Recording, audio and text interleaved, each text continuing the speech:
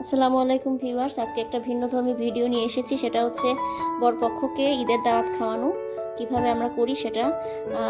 এখানে প্রথম পর্বে ছিল ড্রিঙ্কস, দ্বিতীয় পর্বে হচ্ছে নাস্তার আইটেম। এখানে 12 রকমের নাস্তা। প্রথমে দেখতে পাচ্ছেন সেমাই, তারপর হচ্ছে পাতা নকশি পিঠা, মাংসের পিঠা, সেমাইয়ের সুইচ রোল, পাকন পিঠা, তারপরে দেখতে পাচ্ছেন মালটা, পুডিং, চটপটি।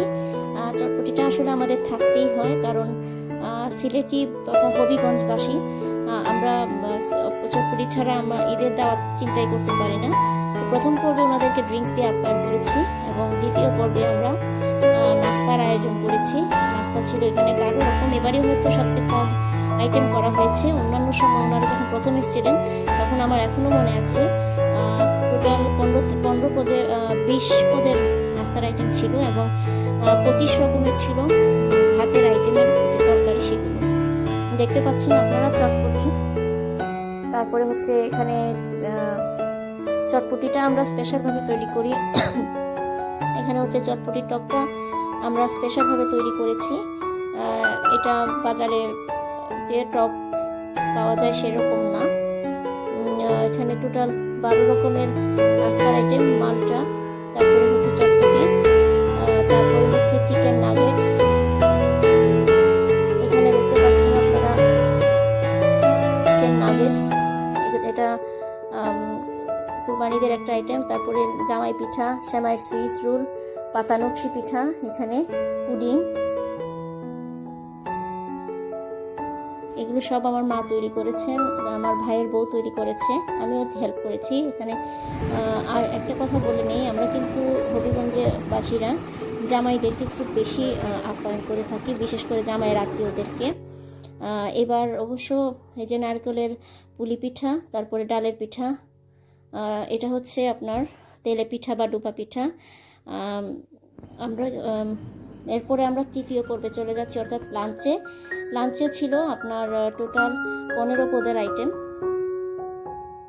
মাছ ছিল 7 রকমের। এবার একটু কম হয়ে গেছে, কিন্তু অন্যান্যবার আরও বেশি থাকে। মাছই থাকে 10-11 রকমের মাছ। এবার একটু কম হয়ে গেছে, কারণ এবার আমি একটু অসুস্থ।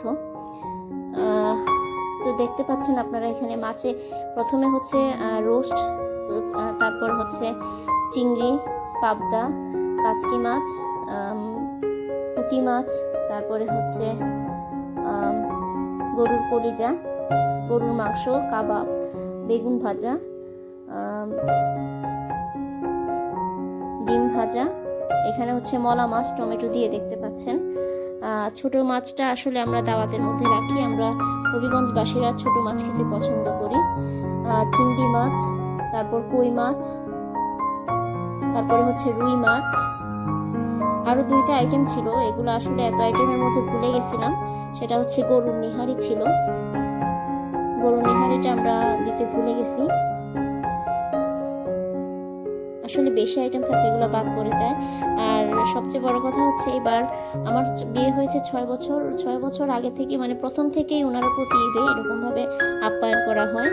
আর এবার আমাদের একজন আসেননি, এরকম একজন আত্মীয় আসছেন, আমার আপন মামা শ্বশুর। উনি বিদেশে থাকার কারণে এবারই প্রথম আমাদের বাসায় আসছেন দাওয়াত খেতে। তো এবারই ছিল ওনার প্রথম আসা। দেখতে পাচ্ছেন চিংড়ি মাছটা আমরা মালাইকারি করেছি চিংড়ি মাছে।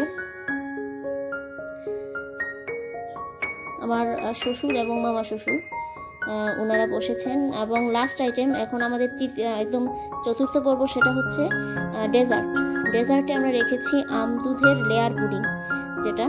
এবং শেষ পর্বে আমরা গিফট দিয়েছি ওনাকে শার্ট।